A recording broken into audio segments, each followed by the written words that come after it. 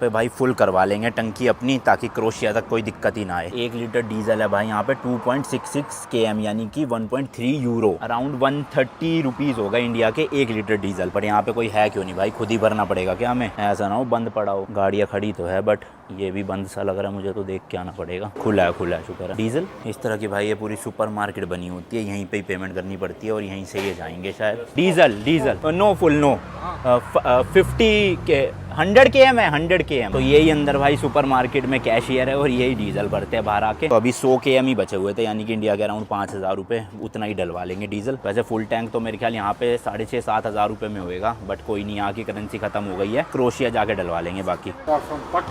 No India yes, car is also Indian brand yes.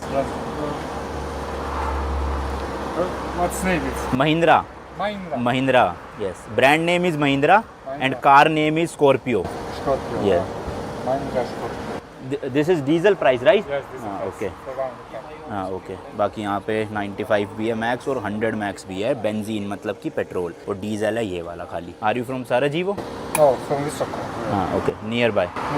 Washroom भी बने हुए हैं भाई यहाँ पे। एंड जनरली यूरोप में जितने भी पेट्रोल पंप है सब में साफ सुथरे वॉशरूम मिलते हैं। टोटल भाई 39.48 लीटर आया 105 km का। तो क्रोशिया तक तो काम चल जाएगा। Okay thank you, bye. या थैंक यू। चलो जी चलो, अब नहीं रुकेंगे, भगाएंगे। हमें लगा था यार पहले कि ये क्रोशिया और स्लोवेनिया ना नॉन शेंगन कंट्री है, बट अभी पता चला, कुछ लोगों ने कमेंट किया, इंस्टाग्राम पे मैसेज किया कि ये शेंगन कंट्रीज बन चुकी है 1 जनवरी को। तो इसलिए हमारा प्लान था पहले क्रोशिया में आज रात और कल रात भी रुकने का, बट अब हम रुकेंगे नहीं भाई, आज रात रुकेंगे खाली और कल निकल जाएंगे सीधा अगली कंट्री के लिए। और शायद से स्लोवेनिया भी हमें मिस करना पड़ेगा, क्योंकि वीजा हमारे पास शेंगन सिर्फ 29 डेज का बचा हुआ है। एक दिन हम ग्रीस में वेस्ट कर चुके हैं क्योंकि, तो इसलिए बोस्निया से क्रोशिया और फिर ये वाला रूट पकड़ेंगे, ये काटना होगा। बाकी रात को बैठ के एक बार देखूंगा आइटनरी क्या बनती है। रेंज जो है भाई वो 521 किलोमीटर की आ गई है एंड एवरेज भी इंक्रीज हो रही है। बट इस टायर का कुछ करना पड़ेगा, कभी 28 हो जाता है, कभी 30 हो जाता है, और साथ ही साथ DF भी 43% बचा है। जैसे ही 25% में पहुंच जाएगा भरवा लेंगे। और यहाँ के पेट्रोल पंप पे भाई हवा भरने की मशीन नहीं होती कहीं भी। कितने फ्यूल स्टेशन देख लिए, मिलती नहीं है कहीं पे भी।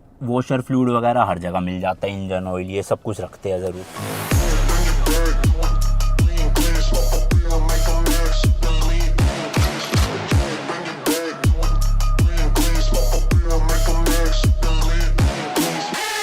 ये लो आ गया है टोल टैक्स। यहाँ पे पर्ची दे के वापस से जो है पे करना है और फिर आगे से वापस से यू टर्न लेना है। यहाँ पर एक और टोल टैक्स आएगा, वहां से हमें पर्ची लेनी है और फिर वो फाइनल पर्ची होगी। फिर जो बॉर्डर आने वाला होगा ना, वहां से एग्जिट लेंगे तब पे करना पड़ेगा। तो टोटल आज भाई 3 बार पे करने वाले हैं हम यहाँ बोस्निया में ही टोल टैक्स। किस लिए? सिर्फ डीजल की वजह से। लेट्स सी यहाँ पे बन कितना रहा है अपना। टोटल भाई 1 km लगा, यानी कि 0.5 यूरो 50 रुपए। चलो यहाँ तो कम है। अब देख लो भाई, वापस से घूम के इसी वाले टोल टैक्स पे आके हमें पर्ची लेनी है और फिर हाईवे पे चढ़ना है। और ये सब इसलिए हो रहा है क्योंकि आप रोड के बीच में से ऐसे टर्न लेके ना मुड़ नहीं सकते, जहाँ पे प्रॉपर यू टर्न आएगा वहीं से ही मुड़ना होता है। बस भाई लास्ट बार लेनी है पर्ची, उसके बाद सीधा स्पीड मेंटेन करेंगे और भगा लेंगे जल्दी जल्दी।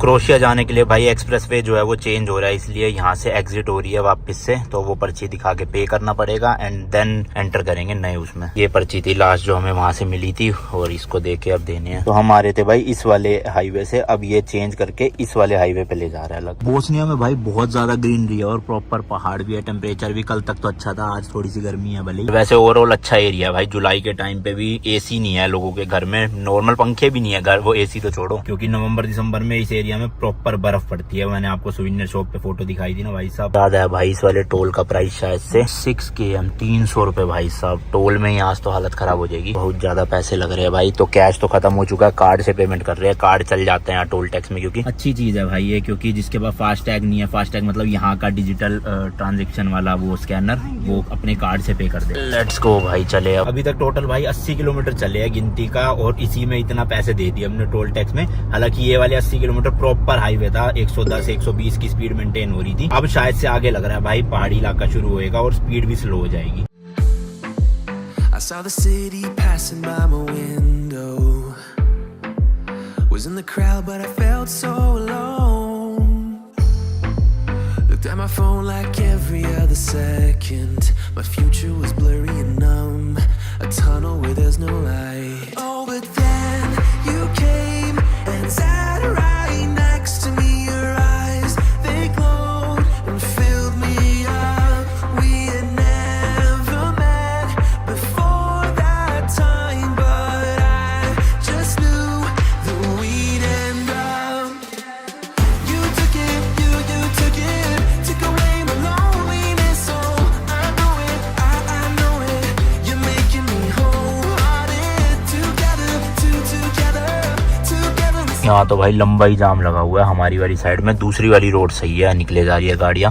और इस ट्रक के पीछे लिखा हुआ है ट्रांसपोर्ट ऑफ डेंजरस गुड। ऐसा क्या भाई साहब, बम बम ले जा रहे हैं अंदर इसके। टोटल अभी 281 किलोमीटर बचा है और 3 घंटे 18 मिनट। बट ये रोड यार यहाँ तक जाम है 1.5-2 किलोमीटर का, उसके बाद आगे सही है। बट रास्ते तो वही है भाई, पहाड़ी चलते जा रहे हैं और पहाड़ पे नहीं हो पाती भाई स्पीड मेंटेन, और वैसे भी स्पीड लिमिट भी 50-60 की रहती है, तो इसलिए ज्यादा तेज चला भी नहीं पाते, वरना तो धड़ाधड़ चलान पे चलान हो सकते हैं। अच्छा तो आगे रोड की कंस्ट्रक्शन चल रही है, तो एक एक करके ट्रैफिक छोड़ रहे हैं। अब हमें रोक रखा है तो उधर वालों को जाने के लिए कह रखा है, जैसे हमें जाने देंगे फिर उधर वालों को रोक देंगे, तो ये सिस्टम है। एंड भाई ऐसे घर में रहने के ना अलग ही मजे है, बिल्कुल अलग सी साइड में सिटी का, ना ट्रैफिक ना शोर, मस्त पहाड़ के ऊपर, टेम्परेचर भी इतना मस्त होता है यहाँ पे, तो मजा आता है ऐसे। मतलब अभी इस एज में तो हम रह नहीं सकते, 2-3 दिन बस रहेंगे फिर मजा खराब हो जाएगा, लेकिन रिटायरमेंट के बाद भाई मस्त चीज होती है ये कि ऐसा कोई घर हो पहाड़ी इलाके पे और वहीं रहो। क्योंकि अभी तो भाई इंडिया के जो पहाड़ी इलाके है ना, वहाँ भी इंटरनेट बहुत अच्छा आ गया, वाईफाई वगैरह आ गया है और फाइबर भी आ गई है केबल, तो इसलिए इंटरनेट की तो हमको कोई प्रॉब्लम नहीं होगी ऐसी जगहों पे रहने पे। बट वो ये अभी फिलहाल सिटी की आदत लगी हुई है ना, तो इसलिए अभी नहीं रह सकते, बट रिटायरमेंट के बाद या आज से 15-20 साल बाद रहने में क्या ही दिक्कत है। जल्दी जल्दी खोलो भाई, आज आईफोन की क्वालिटी कुछ ज्यादा अच्छी नहीं लग रही। चलो जी चलो, हमारे लिए खोल दिया है रास्ता, लेट्स गो।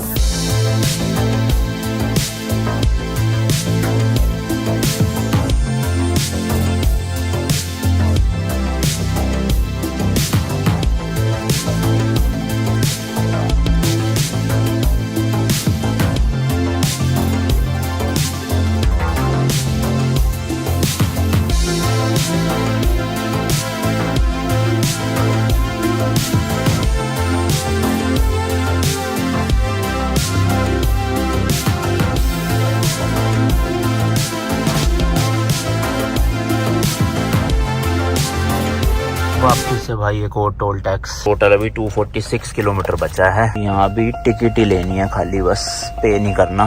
चलो जी वापस से पहाड़ी रास्ते खत्म, अब आ गया है मेन हाईवे या एक्सप्रेसवे, तो अब स्पीड जाके मेंटेन होगी भाई मस्त 110 की।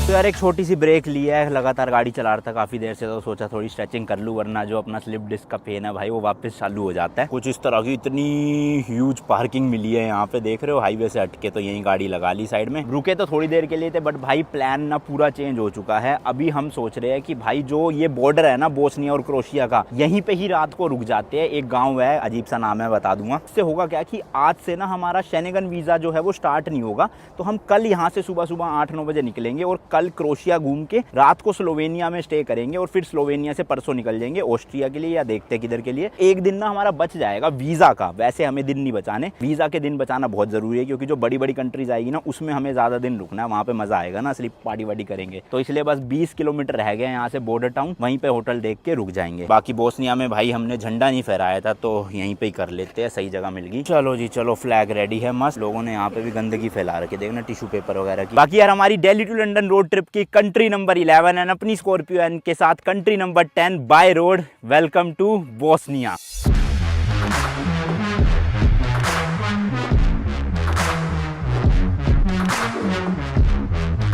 चलो जी चलते हैं, पसीने छूट गए, इतनी तेज़ धूप हो रही है, सीधा माथे पे पड़ रही थी। एंड जिस सिटी में हम जा रहे हैं वो ये है भाई, देखो ग्रेडिस का, और ये लाइन जो है ये बॉर्डर है। कितना है यहाँ से? ओनली 26 किलोमीटर, 22 मिनट का रास्ता है। बस होटल ढूंढने में थोड़ा टाइम लगेगा, उसके बाद कोई दिक्कत नहीं।